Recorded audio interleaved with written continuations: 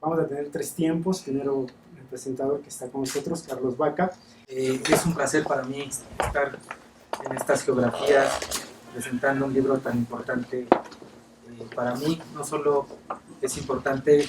a nivel académico y a nivel de la investigación que estoy realizando, sino también porque para mi placer hay muchos amigos dentro del libro, ¿no? Empezando por Claudia, que está aquí con nosotros y coordinó el libro. Cuando Claudia me pidió que presentara el libro, tenía muchas dudas de cómo iniciar esta presentación, y al final traté de ver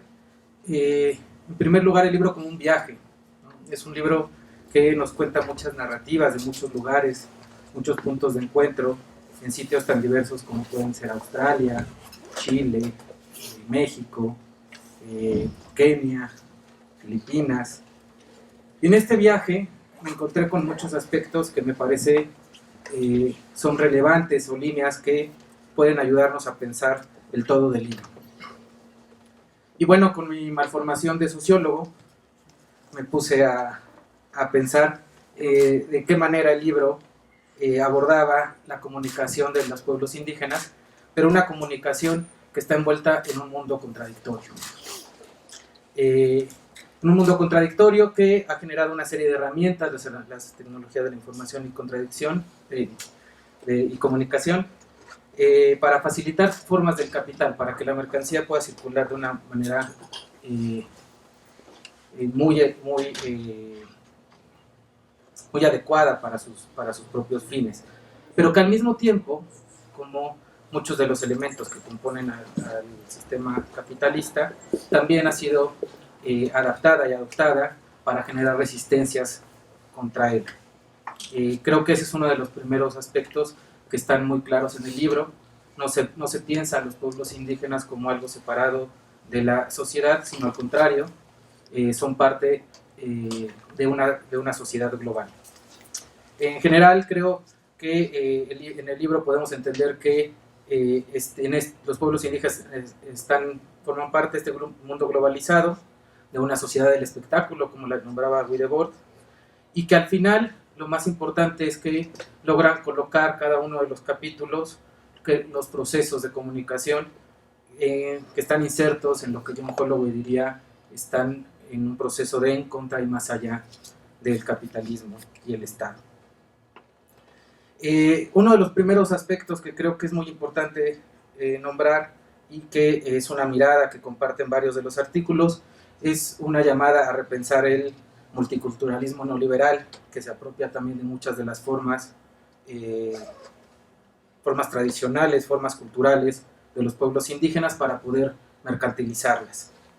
En ese sentido hay el artículo de Anthony Castells, donde nos habla sobre la noción de maya permitido. Nos presenta también una forma de darnos cuenta de esta contradicción, y cómo también al final de cuentas la nación o la construcción de la nación necesita también de los pueblos indígenas. En el caso de México se ha intentado dejar de lado la noción de suprimirlo por integrarlo más bien al sistema capitalista. Otra de los artículos que aborda este tema tiene que ver con el reconocimiento de la diferencia y la historia que ha seguido el video mapuche, que es analizado por Juan Francisco Salazar. Me parece también muy importante que el libro analiza diversas experiencias, sobre todo desde el punto de vista académico, pero hay un artículo que me llama mucho la atención porque narra estas contradicciones a partir de lo que ha vivido en el proceso de estar inmersa en la comunicación. Tal es el caso del artículo de Alejandra Carrillo, que se centra en esta idea de Alfonso Gomucio sobre la sostenibilidad económica, institucional y social, y ve muchas de las contradicciones y las posibilidades que hay en los medios en los que ella ha trabajado, sobre todo en la radio comunitaria de Chiapas. Otro aspecto que me parece central destacar tiene que ver con la defensa del territorio, ¿no? Como sabemos, los pueblos indígenas son constantemente atacados en muchos puntos del globo para poder obtener sus recursos naturales, las mineras, entre otras grandes corporaciones. Y en ese sentido, dos artículos creo que nos llevan muy bien para entender esto. Por un lado, el artículo de Elena Nava, que analiza toda la historia de Radio Totopo. Es una radio que está en el Istmo de Tehuantepec.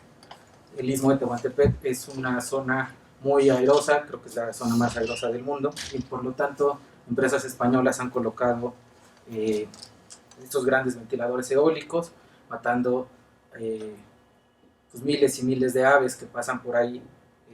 para poder migrar cada año. Y el otro aspecto de Radio Totopo que es interesante es el rescate de la lengua, ¿no? Han tenido cursos de zapoteco que apoyan también a la radio, y un entendimiento de la lengua que va más allá de solo centrarse en el zapoteco como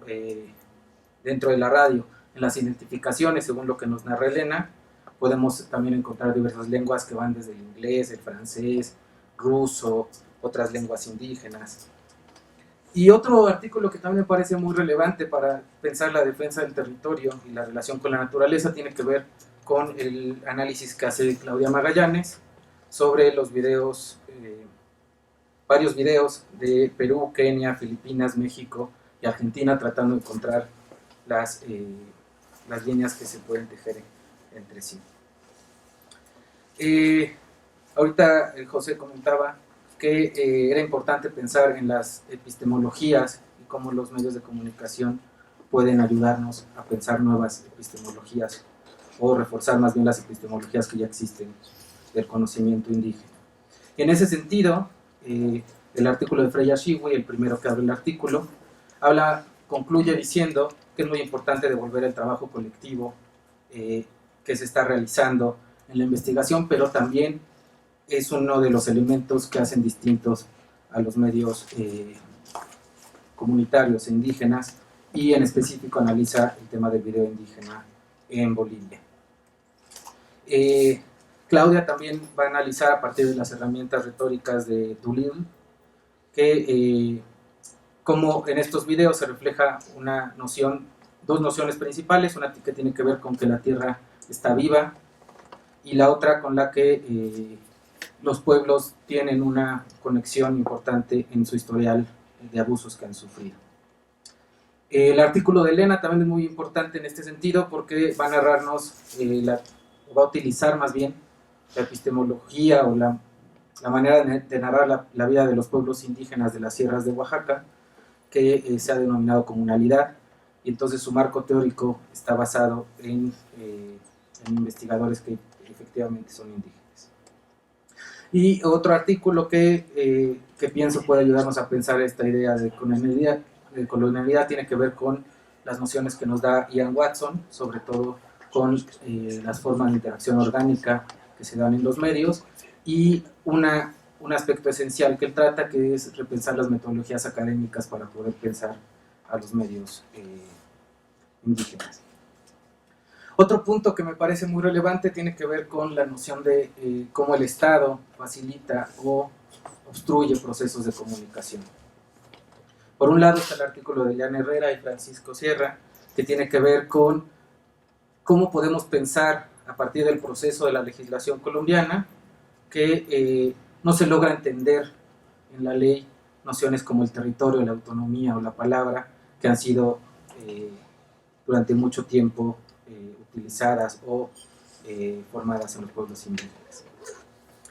En México tenemos un historial de radios indigenistas generadas desde 1979 por el Instituto Nacional Indigenista, ahora la CDI,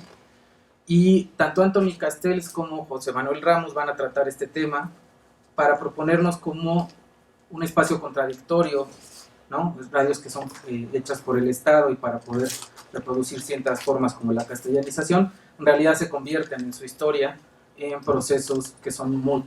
complejos en su análisis y que requieren ver cómo los sujetos que son partícipes de estas radios en realidad están generando otra comunicación que va más allá de las intenciones iniciales del Estado. Y otros temas también están por ahí. Juan Francisco Salazar nos habla también de la poca regulación que hay en Chile, o más bien cómo la regulación que existe impide que los medios se puedan generar. Ian Watson nos habla de una situación muy distinta, creo yo, en Australia, ¿no? Por ahí nos habla de que hay más de 300 radios comunitarias con permiso en este país.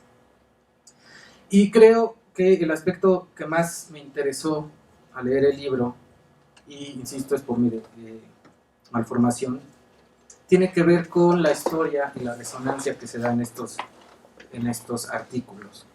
Una historia que va desde lo personal, ¿no? Hay artículos que hablan de específicamente cómo se tejen las relaciones sociales para poder generar proyectos. Tal es el caso del análisis que hace Loren Smith desde su posición o su formación de geógrafa acerca de Ojo de Agua en Oaxaca, en México, y cómo hay varios personajes se fueron juntando hasta conformar este colectivo y después cómo se fueron dando otras relaciones externas a él. Freya Shiwi, por ejemplo, nos va a hablar de cómo el video en Bolivia no se puede entender hoy si no pensamos en el tercer cine como un antecedente muy importante, y por lo tanto tendríamos que pensar también en la izquierda marxista como parte de este proceso que se ha ido generando. Anthony Castells, cuando habla de Maya Permitido, nos dice algo muy importante que tiene que ver con la historia, y es que los mayas, a través de diferentes medios de comunicación, han ido generando su propia reformulación de la historia nacional, ¿no? Cómo han generado su propio imaginario nacional, que no tiene mucho que ver con lo que nos enseñan en los libros de texto en la primaria. Juan Francisco Salazar hace lo propio cuando empieza narrando el resurgimiento de los movimientos indígenas a partir de los 90 para poder entender el video mapuche, y nos da una noción muy importante sobre la dimensión de la emergencia de estos movimientos, que tiene que ver por un lado con salir a la luz y por el otro lado la urgencia que tenía los pueblos indígenas de poder empezar a expresarse en sus propios términos. Pepe Ramos, José Manuel Ramos, va a abordar también la historia de las radios de Lini y cómo esta noción, en un inicio él fue partícipe de todo este proceso, pocas veces lo dice, pero fue partícipe de la creación de la primera radio de Lini, y a través de un seguimiento que ya tiene muchos años nos va a narrar cómo estas prácticas estatales que tenían una dimensión castellanizadora, ¿no? Con un sentido muy de inclusión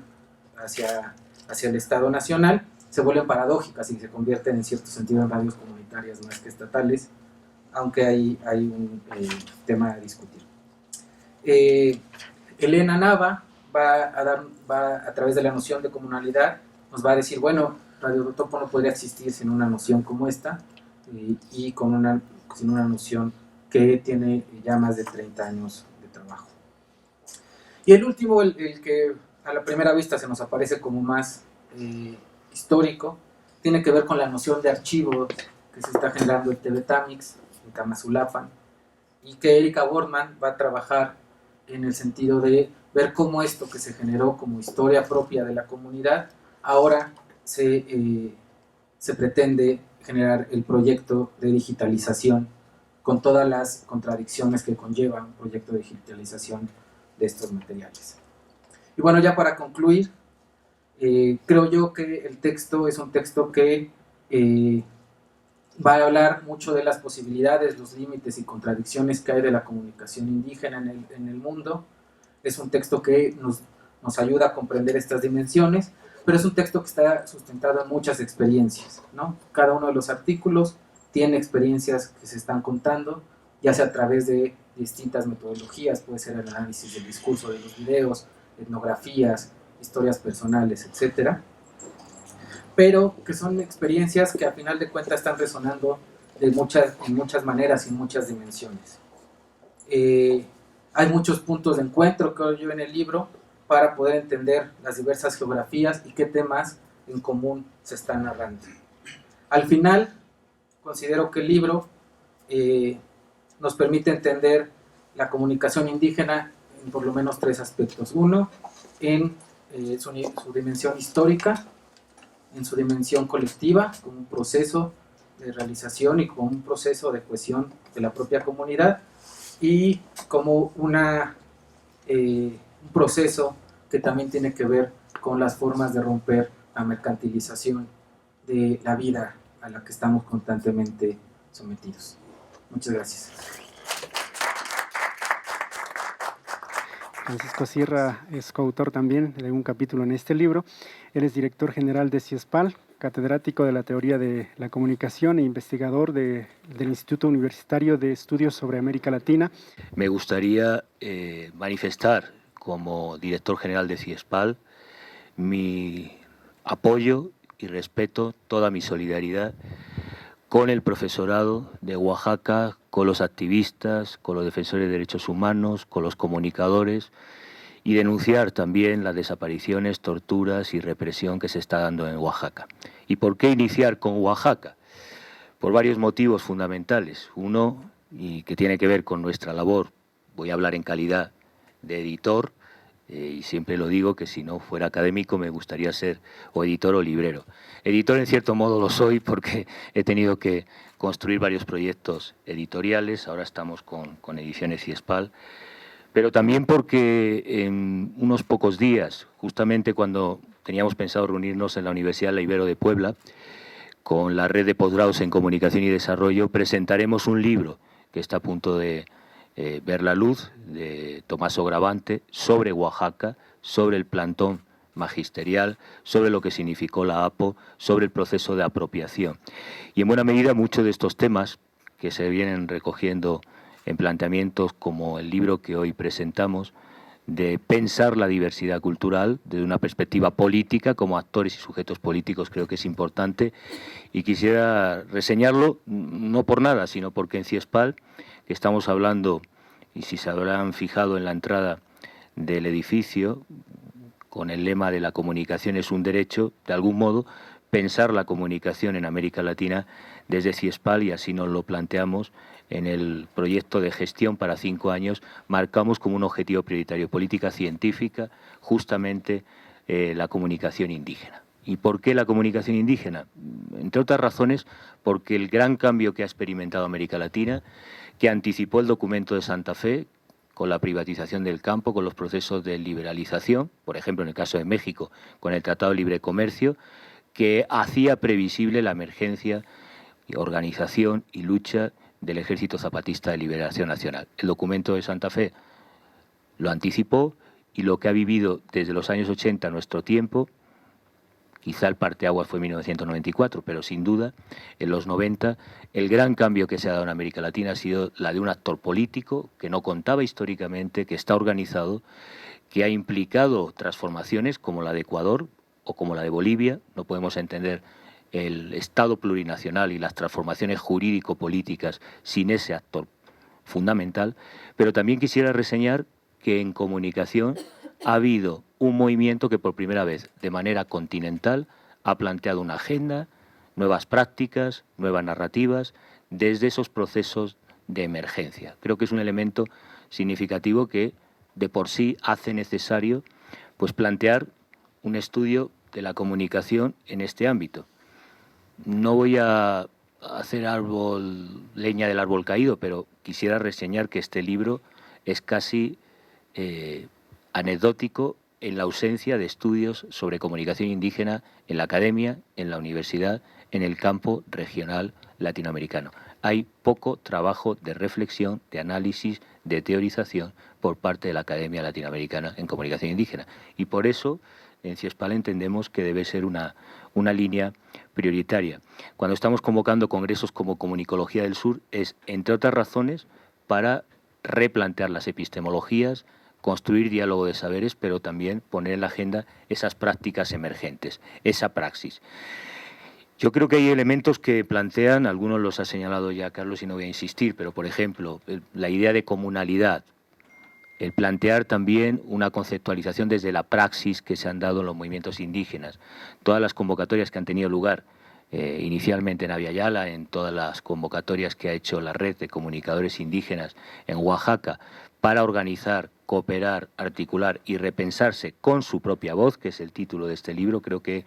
de algún modo esa mirada propia, esa palabra propia debe llevar a un debate conceptual sobre qué otra comunicación, ¿no? Yo he tenido la suerte desde hace 4 o 5 años de dirigir un par de tesis sobre las experiencias de comunicación indígena en la Amazonía, tanto brasileña como como colombiana, y desde luego uno de los temas es replantear toda la teoría latinoamericana de la comunicación desde nuevos conceptos, desde nuevas ideas. En segundo lugar, implícito, como señalaba también Carlos, el tema de la comunalidad nos lleva a la economía de los bienes comunes y a las prácticas sostenibles, autónomas, de desarrollo de las prácticas de comunicación, por ejemplo la minga, que han venido desarrollando los pueblos indígenas, y que está en el debate contemporáneo, porque el marxismo clásico y también, desde luego, la teoría neoclásica de la economía nunca ha replanteado esas matrices como la posibilidad de desarrollo de alternativas de futuro para la región. Y creo que en comunicación, ahora que estamos en un foro latinoamericano de comunicación popular y comunitaria, eso nos debe llevar a repensar cómo se da la economía o la sostenibilidad de esas experiencias que están desarrollando los pueblos originarios. Y por último, señalaría el debate fundamental de la autonomía, que creo que es importante, no solo por la organización y la capacidad política que han experimentado como sujeto en la región, han sido los principales artífices de los cambios que se han dado en América Latina, pero también ahí están implícitos algunos elementos que se han abordado y que se tratan en el libro, el tema del territorio, el tema de la identidad, el tema de la lengua, el tema también de la construcción de los medios propios. Se señalaba el caso de México porque es relevante, no solo porque sea uno de los primeros, la red de radioindigenistas, en esa lógica del estado de cooptación y de control, sino porque en esa descripción podemos ver que la tensión al final se hizo evidente entre el Instituto Nacional Indigenista y las prácticas reales de los medios comunitarios de las propias comunidades, que en ese proceso de resistencia reivindicaban su autonomía. Bueno, yo creo que ahí tenemos que repensar el elemento fundamental que implica pensar lo común y pensar el movimiento indígena, que es qué nueva institucionalidad puede desarrollarse a partir de esas experiencias. Quienes creemos que en las prácticas emergentes de los pueblos indígenas hay nuevos conceptos a partir de la praxis, nuevas metodologías y un reto para la crisis civilizatoria que tiene el capitalismo, nos debe llevar a pensar qué tipo de procesos instituyentes se pueden generar a partir de esas dinámicas comunitarias de los pueblos indígenas. Y en ese sentido creo que la lectura es más que recomendable. Yo no voy a hablar del libro, está aquí mejor la responsable y coordinadora, y Pepe Ramos desafortunadamente no ha podido estar, pero esperamos poder hacer otra presentación también como CIESPAL. En esos espacios de encuentro que compartimos, Claudia me hablaba del libro, y la verdad es que agradezco porque necesitamos, no es el primer volumen dentro de la nueva colección de comunicación para el buen vivir, pero sí es el primero que abordamos con cuestiones indígenas, además con una visión amplia, global, y inmediatamente le dije, nosotros queremos coeditarlo, y me alegra que sea con una institución de referencia en México, pionera, como es la Ibero en los estudios de comunicación, los primeros que impulsaron ese desarrollo. En fin, mi agradecimiento a la coordinadora, Claudia, desde luego a Pepe también, que le haremos extensiva en persona, y les sugiero que hagan un abordaje porque les da una mirada, yo diría, de 180 grados muy interesante en el sentido de abordar no solo la realidad de América Latina, sino de otros continentes, que hay dinámicas comunes. Por ejemplo, si hablamos de la visualidad del cuerpo o de la oralidad en las culturas tradicionales. Y vaya por delante que ese emplazamiento lo estamos trabajando en CIESPAL. Encargamos ya a José un volumen para seguir trabajando, en este caso solo en clave latinoamericana, las prácticas, las experiencias, la teorización de la comunicación indígena, porque creo que igual que ha sucedido en las reformas institucionales, jurídico-políticas de los estados plurinacionales, en el ámbito de la comunicología latinoamericana, el gran tour de force, o digamos, el punto de inflexión que cabe hoy día para una nueva teoría crítica es justamente partir y trabajar de esas experiencias, si de verdad creemos que hay que construir, algunos que hablamos del etos barroco, otro tipo de concepción de modernidad sensible anclada en el territorio, o si quieren una comunicología como ecología de la comunicación de esos saberes de las culturas ancestrales para proyectar un nuevo diálogo, siempre en tensión, porque entre esa tradición y la modernidad necesariamente tiene que haber una tensión dialéctica. Quien propugne la comunalidad entendida como vuelta a la tradición y a un comunitarismo cerrado, desde luego no estaríamos haciendo un buen favor a los procesos, se señalaba el caso chileno, mapuche,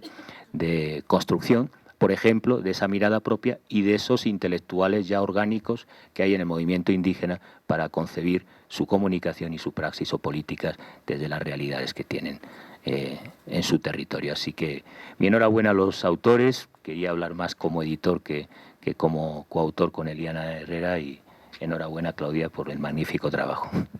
Volvemos con Ana María Costa para el comentario acerca del libro. Muchas gracias, disculpas por la garganta, estoy con una gripe, nos agarró el virus de las frecuencias, le decimos así en el colectivo ahora, porque estamos en la jornada final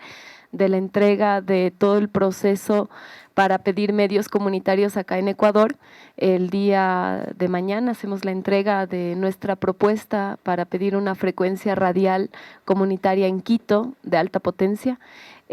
Junto con otras organizaciones, somos 6 organizaciones que vamos a pedir las frecuencias comunitarias, y bueno, el jueves se cierra el concurso y este encuentro se da en este contexto tan ahorita importante para el tema de la comunicación y el futuro de justo cómo va a cambiar el sistema mediático en Ecuador. Es una de las cosas, digamos, más importantes en el tema de comunicación que está pasando ahorita en Ecuador. Quería agradecerle pues a Carlos, que nos conocemos así, por acá estuvimos intercambiando correos. El enlace fue a través de justamente de los caminos que llevamos haciendo en el tema de comunicación comunitaria. Habíamos conocido hace algunos años a Eric, que es parte de Redes de Comunicación, una organización que trabaja en México, todo el tema de propuestas de comunicación, el acceso a medios comunitarios, a telecomunicaciones comunitarias. Y Eric estuvo por acá hace algunos, ya creo que fue 3 años, justo en CIESPAL. Hicimos un foro sobre el tema de telecomunicaciones comunitarias, intentando introducir esta temática de discusión acá en Ecuador, que es un poco bajita en el tema de que no solo estamos hablando de medios comunitarios como una herramienta, sino estamos hablando como un sector estratégico, que son las telecomunicaciones, que deben pensarse desde otro tipo de visiones que no solamente es la privativa capitalista. Y creo que allá en México están haciendo unas cosas maravillosas como el tema de la telefonía comunitaria, por ejemplo, que acá nos pareciera una cosa así y que creo que tenemos muchísimas cosas que aprender. Nos compartieron el libro, y yo quería justo plantear una cosa, como 3 puntos de lo que pude ir visualizando en los artículos que contiene el libro, que les invito, digamos, a leer y que a mí me parecen necesarios, como que nos enseñan varias cosas y que nos dan elementos para, al menos en la práctica de acá, de la comunicación de Ecuador, poder tomarlas en cuenta, ¿no? Entonces, el uno es el hecho de quién lo hace, quiénes están escribiendo el libro. Lo que visualizo y miro son académicos que están buscando hacer un enlace, y tienen un compromiso de una u otra forma con las comunidades con las que están dialogando para hacer ese conocimiento, ¿no? Entonces, miro que hay un interés ahí de personas que no solo están buscando teorizar sobre una realidad, sino introducirse junto con las comunidades para pensar nuevas prácticas y teorizar esas prácticas. Creo que esa es una de las cosas que, por ejemplo, acá estamos intentando hacer. Nuestro colectivo ha estado desde hace 3 años, estamos trabajando cada año el encuentro de comunicación comunitaria, justamente con hacer un diálogo entre la academia, la Universidad Central, la Universidad Andina, que busque justamente generar otras voces dentro del espacio académico que no solo partan de aquellos teóricos que están pensando sobre nosotros, sino que seamos nosotros los propios hablantes de las cosas que estamos haciendo. Y una de las cosas que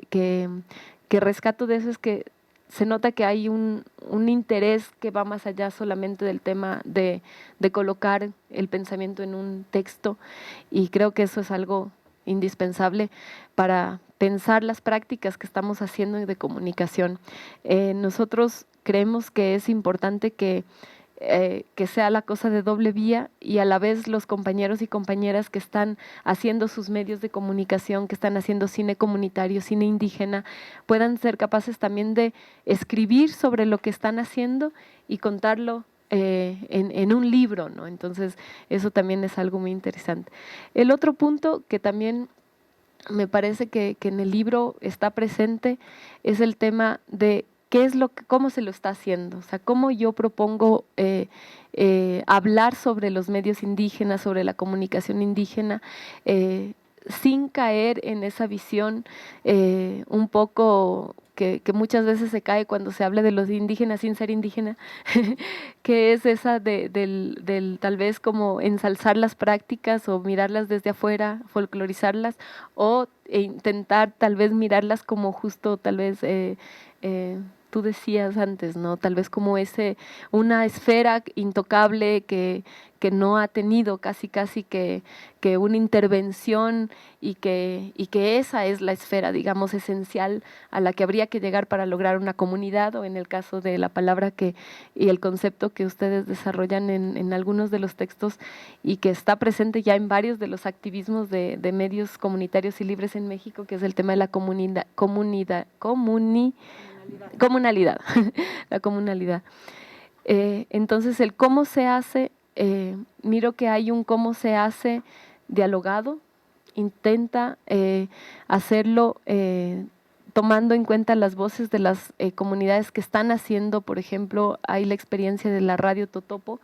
que es esta radio comunitaria que está ahí resistiendo y siendo las voces, siendo básicamente la voz de articulación y de resistencia al extractivismo, que es una de las cosas que está presente ahorita en toda América Latina y que está cada vez más ingresando en los territorios indígenas. Y esos territorios, digamos, llenos de vida, que los están convirtiendo justamente en una mercancía, ¿no? Entonces, cómo la radio ahí se convierte en una fuerza fundamental de la comunidad para manejar estas formas de pensamiento distintas y a la vez estas formas de organización de la resistencia. Y el tercer punto que quería rescatar del libro es el tema de qué nos propone y qué nos deja, al menos para no sé que este evento estamos algunos de otros países, pero quisiera pensar en la realidad, al menos de acá de Ecuador, de lo que nos deja el libro. Y una de las cosas que a nosotros, por ejemplo, en el colectivo, me parece que nos propone es esa necesidad de contar las cosas que se están haciendo en el momento en el que porque se pueden convertir en una memoria viva de lo que puede enseñar a otros. Cuando nosotros leemos, de hecho nuestro colectivo es un colectivo que nació hace ya 11 años, cuando éramos estudiantes iniciando la universidad, y estábamos haciendo radio en una radio comunitaria aquí en Quito que luego cerró. Y partimos justo de leer varias de las experiencias que ALER, por ejemplo, nos compartió de radios comunitarias en América Latina, radios como La Tribu en Argentina, que escriben sus historias y que nosotros accedimos a sus libros para decir, miren, o sea, se puede hacer algo más que lo que estás haciendo aquí, la radio, lo que estás pasando aquí en la radio, no es lo único, hay cosas más que se pueden hacer, se puede plantear una propuesta distinta. Mira, hay otras formas de hacer cine que no es el cine comercial y autorreflexivo y de autor exclusivo, no. Hay otro cine y ese puede ser un cine comunitario, podemos hacer un cine intercultural. Entonces creo que el libro plantea un montón de experiencias que al menos para nosotros y las organizaciones con las que estamos trabajando, principalmente en este momento organizaciones indígenas, organizaciones de mujeres y organizaciones sociales que están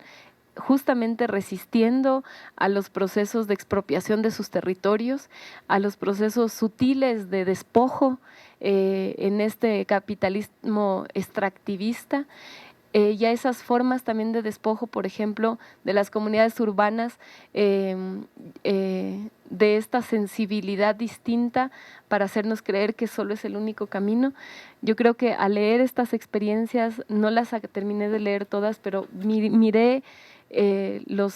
la propuesta del cine, de la propuesta de la radio, las propuestas que se están planteando en México, yo creo que nos enseñan muchísimo para repensar nuestras prácticas aquí actualmente en Ecuador. Y creo que eso está lo bonito del libro y de compartirlo con las organizaciones con las que estamos trabajando, para justo repensar y pensar el tema.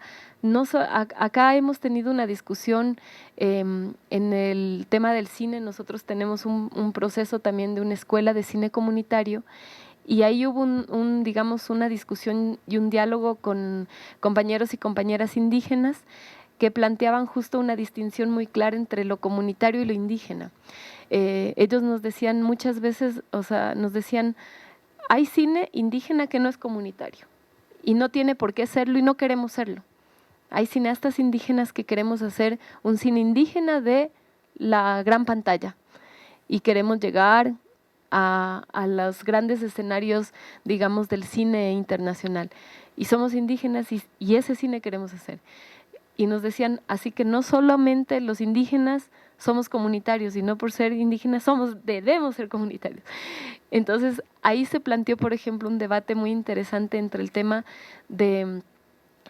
pensar lo comunitario,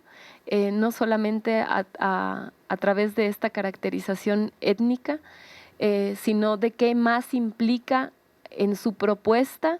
no solo de producción, sino de lo que genera en el proceso de producción, pero también de relación con la comunidad, para que no sea el cine común o el cine, digamos, de consumo masivo, ¿no?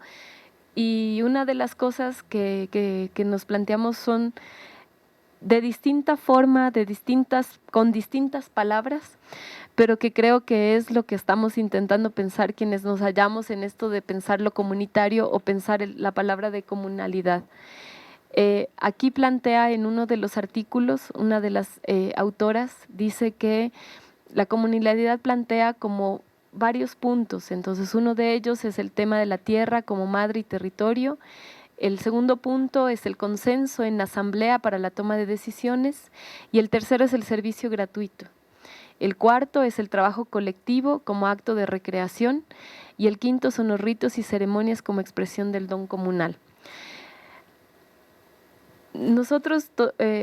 hemos intentado definir a lo comunitario de distintas formas, pero una de las cosas en las cuales miramos que vamos compartiendo cosas es esta posibilidad de que el trabajo colectivo responde primero a un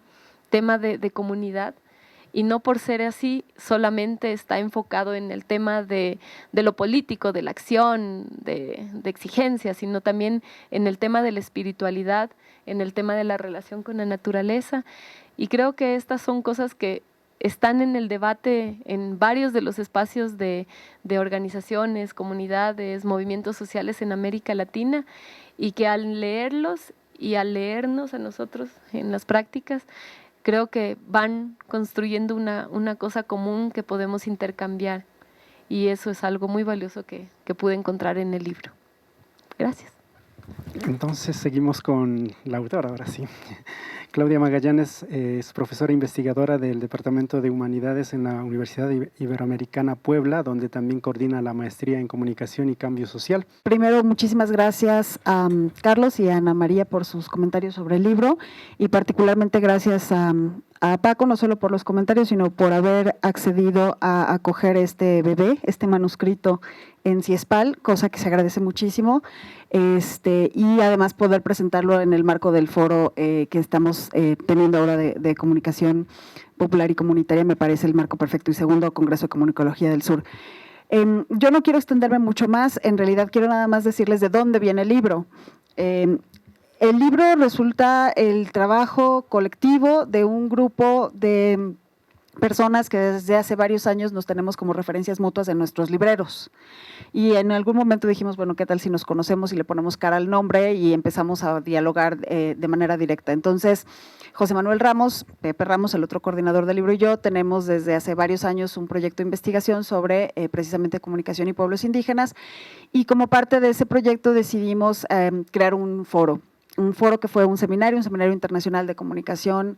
medios de comunicación y pueblos indígenas, que tuvimos a finales del 2013 en Puebla, en México, en la Universidad Iberoamericana. Y fue un espacio de 2 días de encuentro pues muy motivante, en donde lo que buscamos era precisamente que las personas que hacíamos, no todos obviamente, pero quienes pudieron llegar, quienes de alguna manera estaban ahí directamente accesibles, pudimos comentar sobre el trabajo que venimos realizando en este tema. Sí era la lógica de hacer un foro académico, buscar la mirada de los académicos, aunque el proyecto ha incluido en otras etapas la mirada de los propios comunicadores y comunicadoras indígenas, en algunas ocasiones, de ser posible, también la mirada de los pueblos en donde están esos medios y las reacciones y las respuestas que tienen a estos medios de comunicación. Y en el foro, en el seminario, pues tuvimos este espacio de reflexión que iba precisamente a ser el espacio de encuentro de los locos y las locas, básicamente por una razón. Es un libro que aborda el tema o la temática desde una mirada transdisciplinar e interdisciplinaria, que es lo que estábamos buscando. Está la mirada de comunicadores, está la mirada de sociólogos, está la mirada de politólogos, está la mirada de geógrafas, está la mirada de historiadores, está la mirada de lingüistas, está la mirada de, no me acuerdo si ya dije antropólogos. Entonces, lo que decíamos es, en los distintos congresos, en los distintos espacios de encuentro académico a los que solemos ir desde nuestras disciplinas, pues somos la única persona que está hablando sobre el tema y a lo mejor chance y nos encontramos con alguien más con quien viajamos, pero no es un tema que realmente esté muy ampliamente aceptado en distintos foros o espacios académicos a nivel de congresos y de encuentros. Y evidentemente una de las cosas que veíamos es la necesidad también de generar publicaciones que pudieran permitir que se diera a conocer esta tarea que llevamos haciendo.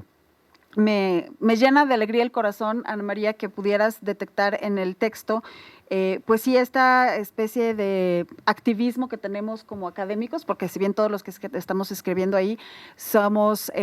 investigadores, estamos desde el ámbito universitario, todos sentimos un compromiso muy fuerte con aquellos grupos y colectivos con quienes trabajamos. Y una de las cosas que veíamos era, bueno, ¿de qué manera construimos el conocimiento o construimos saberes de manera compartida y de qué manera esos saberes nosotros los devolvemos a las comunidades indígenas y estas comunidades indígenas los toman o no, los usan o no, les sirven o no les sirven para su propia práctica? Entonces tratamos de hacer esta combinación de un texto que tuviera, pues sí, una mirada teórica, una mirada analítica, pero al mismo tiempo una mirada desde la praxis y desde la reflexión sobre la propia praxis como una forma precisamente de construcción de conocimiento válido desde los saberes y las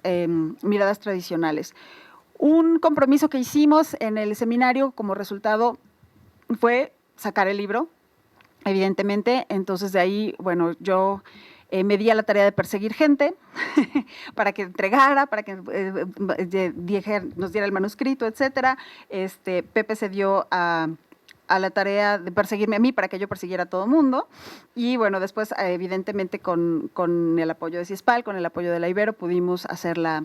edición. Y desde un principio dijimos que queríamos que fuera un libro en español. O sea, el hecho de que sea publicado en español es un acto consciente de resistencia académica,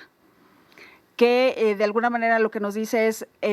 casi todos teníamos publicaciones en inglés, que es el idioma, digamos, dominante dentro de la academia,